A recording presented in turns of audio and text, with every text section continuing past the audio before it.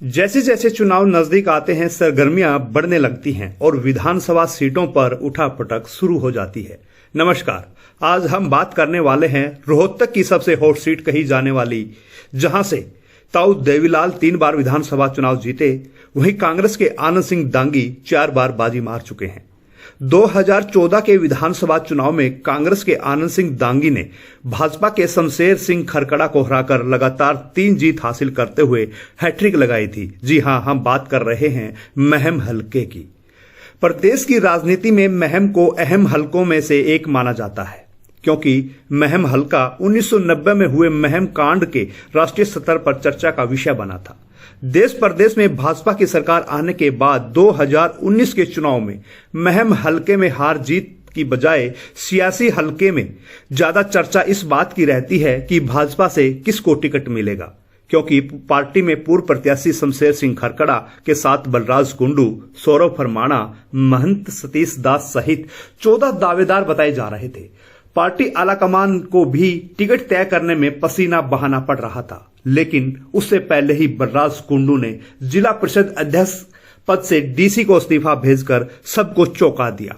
कुंडू के इस्तीफे देने के एकदम से सियासी जानकार भी हैरान रह गए, क्योंकि कुंडू भाजपा की टिकट पर महम से विधानसभा चुनाव लड़ना चाहते हैं। इसके लिए अभी जिला परिषद का चेयरमैन पद छोड़ना अनिवार्य नहीं था, जबकि विधायक बनने के 6 महीने के अंदर पद को छोड़ सकते थे। लेकिन उस समय सवाल था कि कुंडू ने जिप चेयरमैन पद छोड़कर क्या आला कमान को संकेत दिया है कि वो विधानसभा चुनाव लड़ने की पूरी तैयारी में है।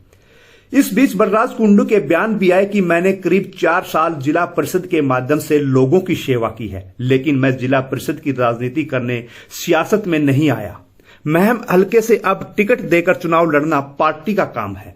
लेकिन 2019 के विधानसभा चुनाव में बीजेपी से दूर होकर बलराज कुंडू ने निर्दलीय उम्मीदवार के तौर पर चुनावी मैदान में शंखनाद कर दिया। उन्होंने दावा किया है कि इस बार महम की जनता बदलाव चाहती है और दबंगों की जमानत जब्त कराकर महम से हेलीकॉप्टर उड़ेगा और सीधे चंडीगढ़ में उतरेगा।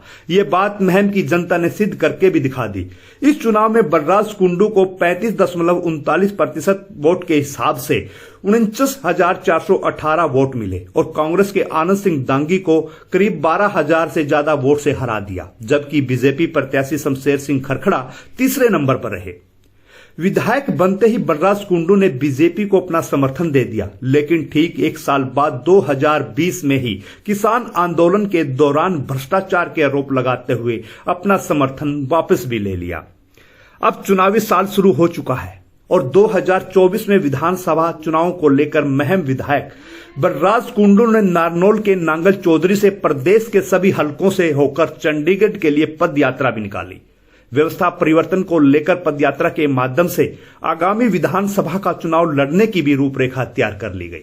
इस बीच निर्दलीय विधायक बलराज कुंडू ने अपनी नई पार्टी हरियाणा जन सेवक पार्टी का भी ऐलान कर दिया और हरियाणा को एक और नई पॉलिटिकल पार्टी मिल गई। नई पार्टी गठन के बाद कुंडू ने दावा किया कि हरियाणा में उनकी नई पार्टी सत्तारूढ़ भाजपा जेजेपी गठबंधन और विपक्षी कांग्रेस की राजनीति में तीसरे विकल्प के रूप में उभर कर आएगी, जो नीति निर्माण, किसान वर्ग, व्यापारी वर्ग, मजदूर की समस्याओं का ध्यान रखते हुए काम करेगी। एक पत्रकार वार्ता में कुंडू ने कहा कि अन्य पार्टियां चुनाव से पहले लोगों से बड़े बड़े वादे तो करती है, लेकिन सत्ता में आने के बाद वो जन कल्याण के लिए कुछ नहीं करती। अब बलराज कुंडू 19 नवंबर को हरियाणा का दिल कहे जाने वाली जींद में एक महारैली करने जा रहे हैं। उसी दिन पार्टी के प्रतीक, झंडे और पदाधिकारियों की भी घोषणा कर सकते हैं। अब देखना यह होगा हरियाणा जन सेवक पार्टी का लोगों पर कितना असर होगा, ये आने वाला समय ही बता पाएगा।